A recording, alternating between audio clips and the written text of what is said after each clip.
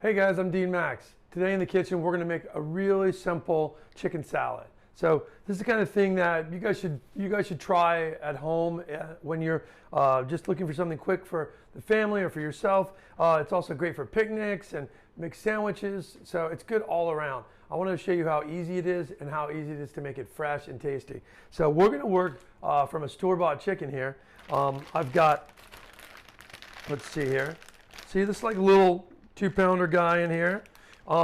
Actually, I pulled a chicken wing off earlier because I was a little hungry, and I pulled some of the meat off. But what we're going to do is I'm going to show you how to take this chicken apart, and what we're going to do is mix this with some beautiful ingredients and make it great. So what I do is I usually keep a container like this, a little plastic container that I put everything in there that goes in the freezer, and you're just going to want to have a bunch of those things in your freezer. Maybe you have a freezer out in your garage or out back, wherever you keep it, or maybe it's in your house. But I would take all of these kind of pieces of leg meat and bone like this that has got a little bit of meat on it. You don't have to get every bit of meat off of this because we're going to use that later. I take the skin as well. I don't like chicken skin in my chicken salad.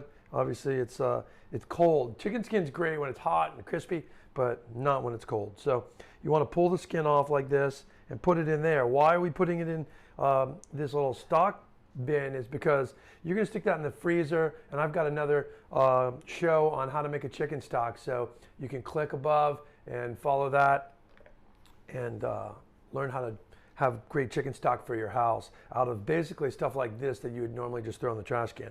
Now, when you buy one chicken, the reason that a lot of people don't make chicken stock, and again, all the bones in here, is that you have this one chicken. It's not really a lot of bones to make a lot of chicken stock, and it seems like a lot of work, and it is because you got to watch it. Just making chicken stock is not really physical labor. It's just time labor. You have to it has to be on the back of your mind, like, oh, it's around. So I always make chicken stock when it's a rainy day and I know I'm going to be in the house doing work on the computer or stuff like that, and then I put it on because it really needs to go all day.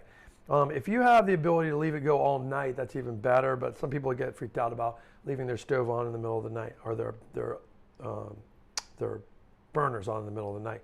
So with this, I'm taking all of this meat off, and I'm going to put all the bones in here, okay? The same with the other leg, wings. Again, I stole one of these wings off early. These chickens in the store, they come with a little bit of string on there that they attach to them to keep them together and looking nice. So this, I know this is the most convenient for you guys. A lot of times people are buying these, and they never really even cook roasted chicken anymore, just because it's a lot. It's it's like $7 or $8 to buy a bird. So why would you actually do that? They're not as good quality as birds usually, but they're still pretty good. So I do it all the time, so I can't say I wouldn't. This chicken wing, I'm just going to throw in there.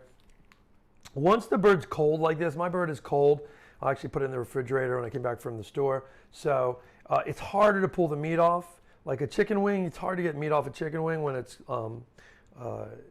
cold like that. So it's probably better to do this right when you get back from the store and the chicken is still warm, because most of the time they keep the chickens warm in there. And then even if you're not going to make the salad right away, go ahead and put it in a container, and then after you've picked it, and put it in the fridge. Now again, the fat goes in here because the fat from the skin and the fat has a lot of flavor on it, all that chicken fat, and it's going to make a beautiful stock. So I'm going to pick the rest of this. Okay, the leg meat you saw on the back of the bird here. We've got this whole breast. I'm just going to pull the skin off of that. And then just use your thumb. It doesn't have to be pretty. We're going to dice this bird up anyway. So just use your thumb to go along the breastbone and pop this out like that. And you've got breast meat here, right? No bone on it. And then I'm going to get every little bit of breast meat I can out of there just by pulling it with my fingers. It's really not anything, particular about doing this. It's just pulling this meat off. Some people get weirded out by it, but not people who cook a lot, that's for sure. So I'm going to clean the rest of this, and I'll show you how we chop it up. Okay, I'm down just to the back now, and then the last bit of meat off of there. And the rest of this back, I'm just going to kind of crack these bones up a little bit so they fit in here and smash it in there. Okay, and then all this little scrap here, I'll put it right in here. Okay, and I'll move this. And I've got my chicken bones. So these I'm just gonna put in the fridge. I'm gonna keep it out here because I have some scraps of vegetables as well, and I'll probably throw those in there so I'll have it ready for a stock when I'm done. So we've got our chicken, it's ready to cut. I'm just gonna wash my hands real quick. Okay, we've got our chicken. We're gonna simply dice this now. So I lay the chicken down and I just wanna make kind of small diced pieces. So I dice it this way or slice it this way, right? And this is the thigh meat right here, so it's already kind of really broken up and small. So you probably don't need, you can go back and cut it this way too, it's just so you don't have any big chunks. Really depends on you. There's no particular way. There's nothing like from a chemistry standpoint that's going to say you can't cut this thing thicker. It's really how you want to eat your chicken salad. So I like to eat mine nicely diced up. That's the way I do it. With the breast here, I'm just going to cut this back lengthwise and then go back this way. It's what we call julienning when we do the long strips, and then dicing when we come back and cut it at the other angle. See? Okay, now we're going to put the vegetables. With this, I'm going to do an onion. So I slice this onion on both ends, right? And then I stand it up. I don't want to peel it really good. It's a small little Spanish onion, right? And then I want these to be nice to cut. So it's important. Let's watch this. You want to slice down fairly thin.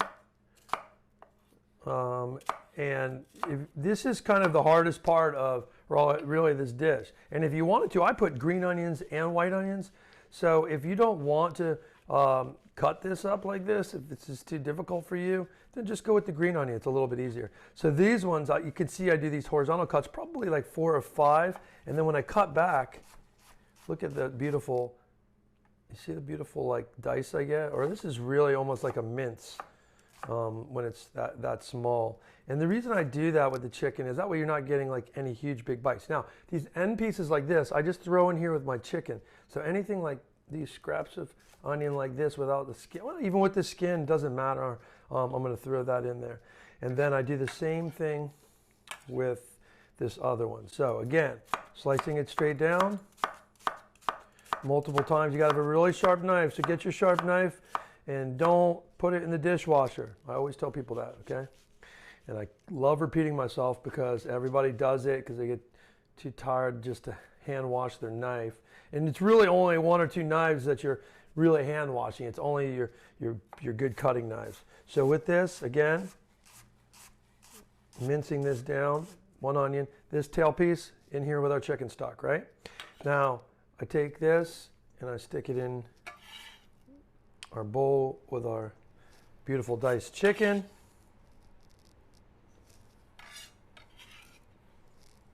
Okay, now I've got apple. I love apples in my chicken stock. So I slice some thin slices that way, then I lay it down. I leave the skin right on. Thin slices this way, thin slices this way, like this, and then thin slices back. And then you can always get the snack in the middle. I love apples. So with the apple now, we're going to stack up a couple like this. You see how I lay these on top of each other? A lot of knife technique in this, right? But you can chop them bigger if you don't like to chop small. It's fine. Like this. Remember, this is julienne, right? So julienne's only, we slice it into a little matchstick like that. I'm going to go like this and keep going with my julienne, and then you turn them sideways here like this. See how I turn this sideways? And what I'm going to do is come back the other way. I'm not worried about making them super perfect. They're really small anyway. That's what we're looking for. Again, it's in this. I like getting like all of these flavors meld together because they're all small cuts, and you're not getting just like one big chunk of apple at one time. You're just getting like this delicate like taste of sweet apple while you're eating it, and it's really nice. And it really makes your chicken salad a little bit more elegant, if you really care about that. It's still nice though. And I'm gonna go back like that. Boom, that's it. Now these end pieces, we call those chef snacks. So I put 1 onion, 1 apple so far, right? Celery is next. Now, on the ends of the celery here, I'm going to cut that off. I'm going to cut these smaller because I don't really want to use these, the end piece. And I tuck that right in my soup stock. Now I've got onions, celery, all scraps I would have thrown in the trash. And I'm going to put a lid on that like this. That goes, put some blue tape on there. I use blue tape because it pulls off easier later. It doesn't stick to this, and you can reuse these. So I buy these little quart containers, hard plastic, that way they're reusable. And you put chicken stock on there, put the date, throw in your freezer. Now, when you get like 2 or 3 of these, then we're gonna make our chicken stock. So save this, and then click on that chicken stock recipe in the future, and we'll go over it then.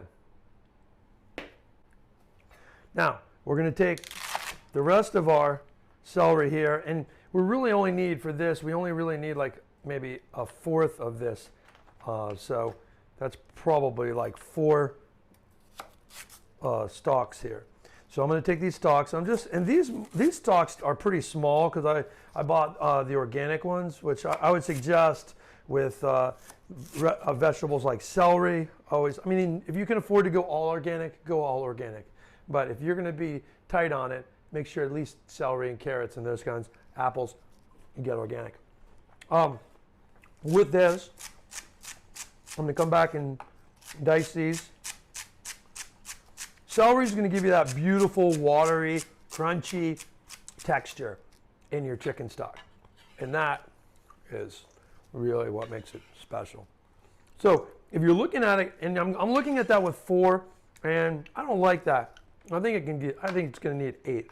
So it really, again, this is where recipes don't matter. You know, I'm giving you the idea with the flavors, and you put as much or as little of whatever you want, or none. If you don't like something, I'm going to put some other different ingredients in here that you might not like. So if you don't like it, leave it out. It's fine. Green onion, this is 1 bunch. So it's got, I cleaned it off, but I still have the roots on here, so I got to cut the roots off. So I tap them to get them all lined up, and then I pull them off like this. I'd stick that in my chicken stock if I had any room left, but I don't. So with this, just cut your green onions down. So our green onions go in here. Now, some different ingredients that we're going to put into today are apricots and walnuts, some pickled cucumbers.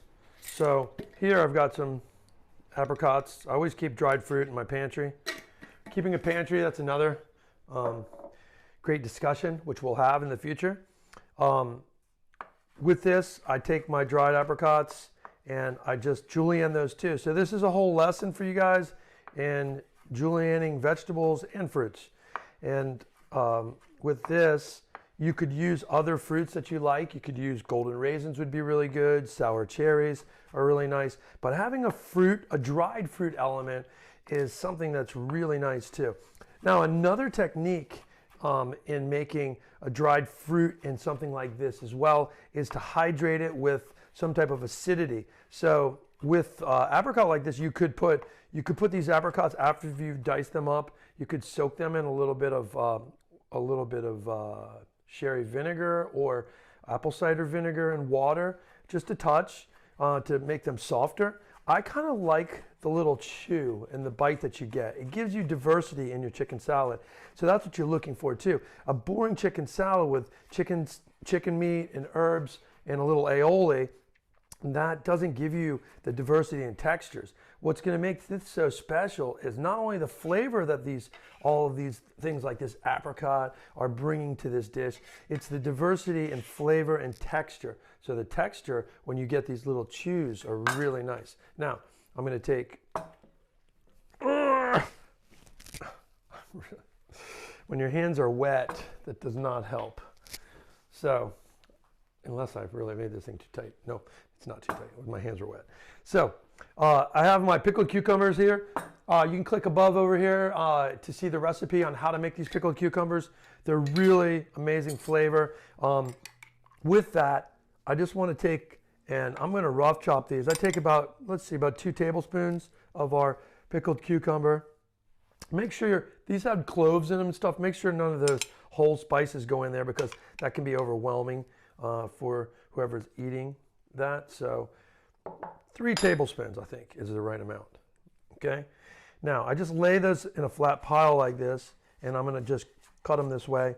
They're already really small baby cucumbers. They're like these Persian cucumbers that are in that like English cucumber family, but they're a very small version of it. So I'm actually going to just chop it back this way lightly.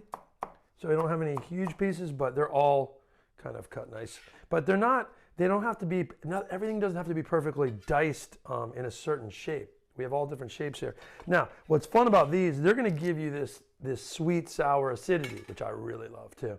Now, I've got parsley here. This is our last ingredient, parsley, or herbal ingredient, I should say. And I have all the parsley. I've cleaned it and laying it down here. And I'm just going to siphon on it in one direction only. I don't need to chop this. This is, again, keep your fingertips under, keep your thumb behind, and keep the knife rocking against your forefingers. And what that does is it keeps you from cutting your fingertips off even when I'm looking at the camera and not my fingers, okay? So practice that at home. Start slow, right? And then you'll get fast, okay?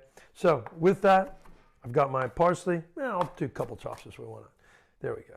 Now, that goes all in here. How much parsley? That's a bunch. I like a lot of parsley in there. Okay, it's Italian flat leaf.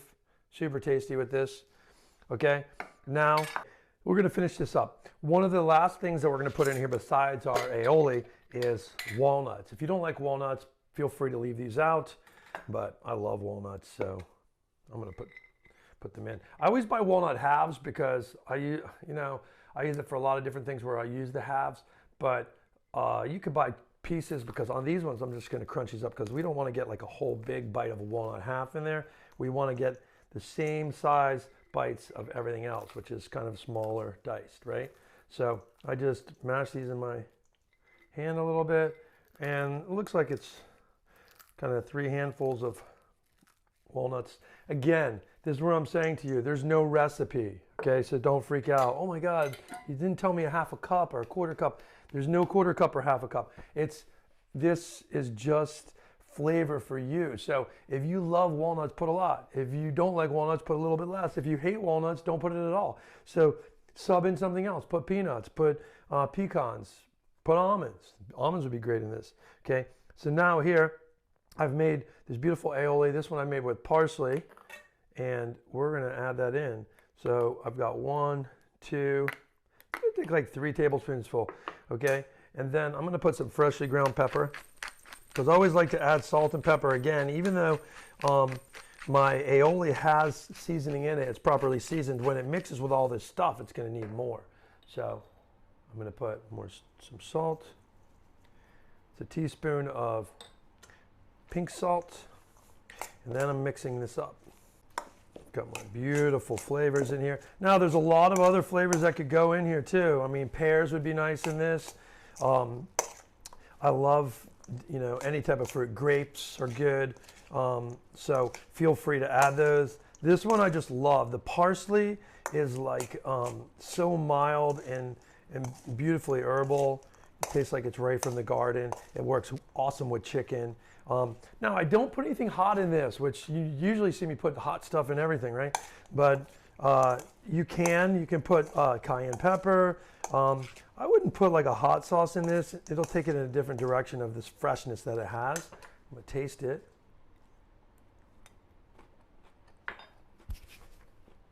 I'm gonna do one more. Oh, this is a smaller spoon, so I'm gonna do 1 more tablespoon of the sauce. Now, what you're looking for in this is acidity too. So you could add a little bit of lemon juice. You could add a little bit of lime juice. that would be really nice in this. But it's pretty much perfect right there. So if it needs acidity, even if you don't have lemon or lime, put a little sprinkling of apple cider vinegar, okay? And the correct flavor for this is your palate, okay? So you taste it at this point and go, okay, well, I need more salt in it. But the fruit, the crunchiness from the nuttiness of the walnut, that really delicate flavor of the apricots, and the sourness of the cucumber, they all work in perfect. So take this, you can put it on a sandwich, you can, like a nice French baguette.